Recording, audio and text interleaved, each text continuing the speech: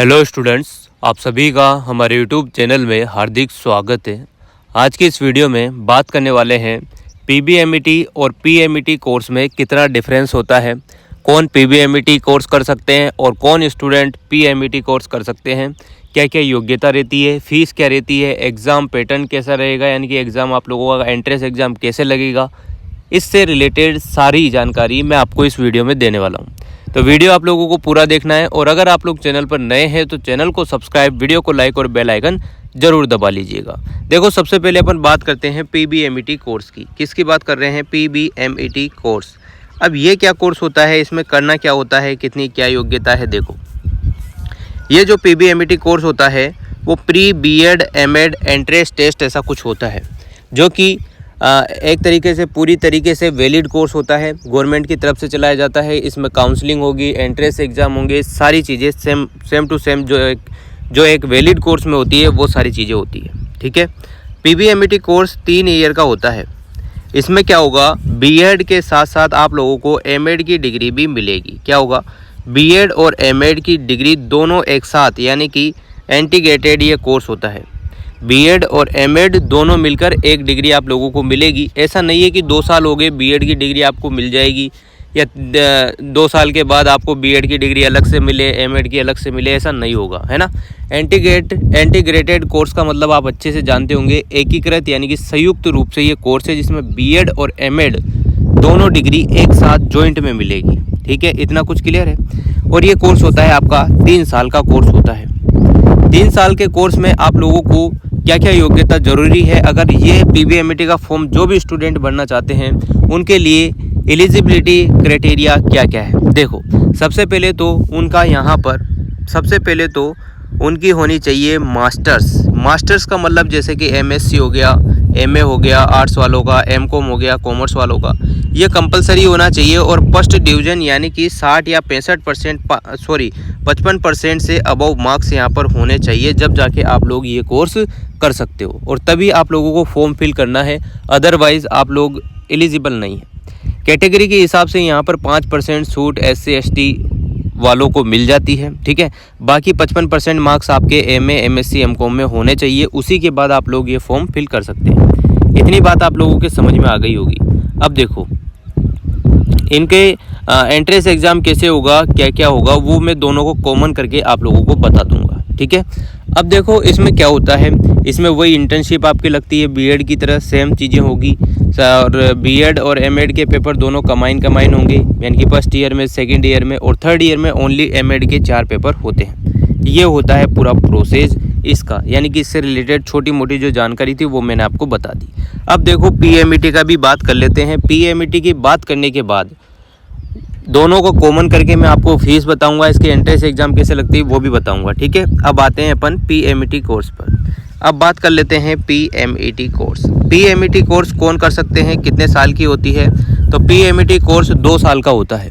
ये वही स्टूडेंट्स कर सकते हैं जिनने बीएड कर रखी हो, यानी कि वो बीएड में पास आउट हो, 55% मार्क्स से ज़्यादा होने चाहिए बीएड के एग्ज़ाम में।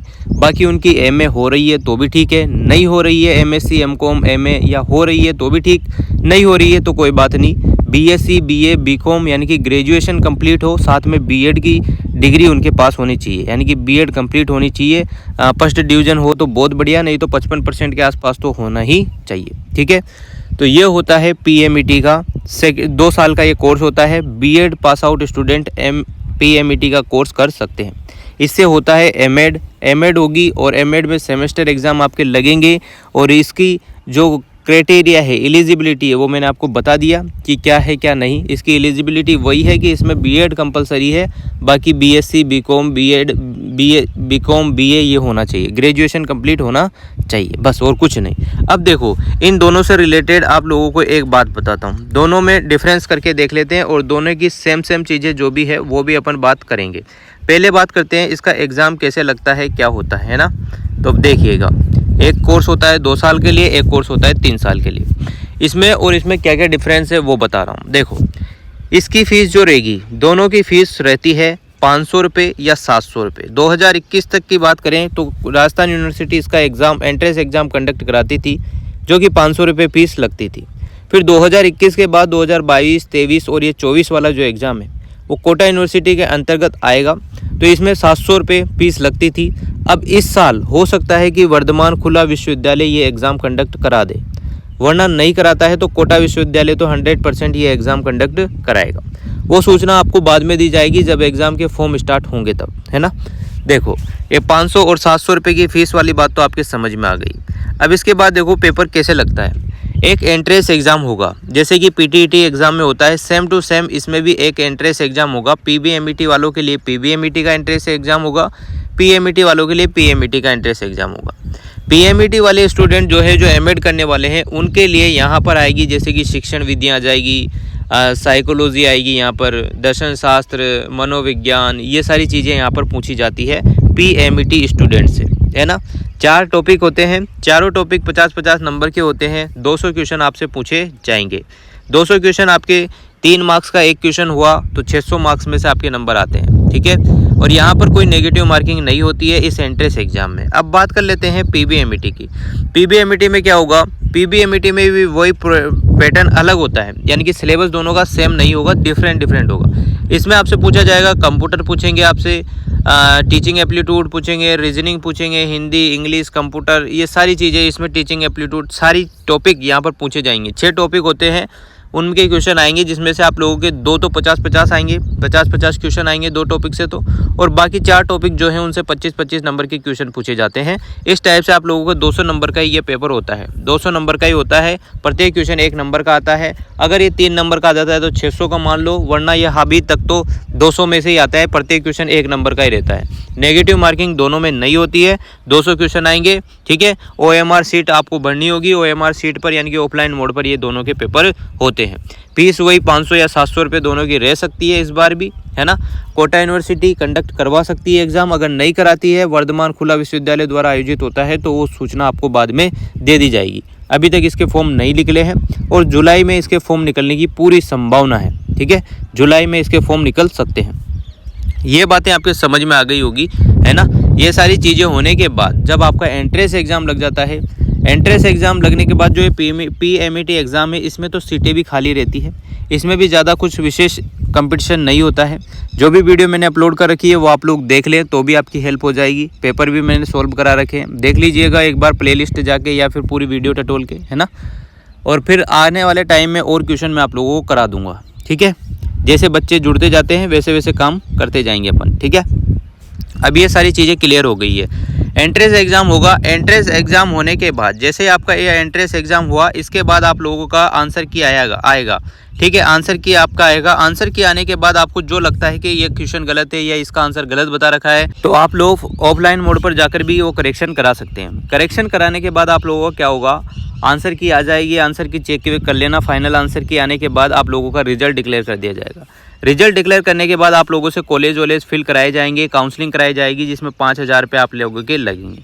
अगर आप लोग मान लो किसी कारणवश बाद में नहीं कर पाते हो तो आपको रिफंड के तौर पर ये 5000 रुपये में से 4800 रुपये और 4500 रुपये, यानी कि जिनको कॉलेज मिल गया उनको तो 4500 और जिनको कॉलेज नहीं मिलता है उनको 4800 रुपये वापस रिफंड हो जाते हैं पूरा प्रोसेस ख़त्म होने के बाद। यानी कि पूरा प्रोग्राम जो है ये एंट्रेंस एग्ज़ाम का ख़त्म होने के बाद आप लोगों को रिफ़ंड मिल जाता है, ठीक है। इतना कुछ समझ में आ गया हो तो आगे चलते हैं। जैसे ये सारी चीज़ें होगी उसके बाद आप लोगों का डॉक्यूमेंट वेरिफिकेशन वगैरह होते हैं। हार्ड कॉपी कॉलेज में जमा होती है जिस कॉलेज में आपको मिलता है, ठीक है। फिर वहाँ से आप लोग अपना एग्ज़ाम दे सकते हो, एडमिशन हो जाएगा। फिर एडमिशन के बाद वही प्रोसेस चलेगा जो आपका नॉर्मल चलता है बीएड वगैरह में, वैसे ही बीएड एमएड में चलेगा और एमएड में चलेगा, ठीक है। और एक बात याद रखना, सेमेस्टर एग्ज़ाम अब आप लोगों के होने लग गए हैं। बीएड एमएड की बात करें या फिर एमएड की बात करें तो सेमेस्टर एग्ज़ाम होंगे आपके। जैसे एमएड वालों के तो 4 सेमेस्टर होंगे और बीएड एमएड वालों के 6 सेमेस्टर होंगे, ठीक है। इन बातों का ध्यान रखिएगा। और इस टाइप से आप लोगों को डिफरेंस मैंने बता दिए दोनों में क्या क्या डिफरेंस है, क्या क्या डिफरेंस नहीं है।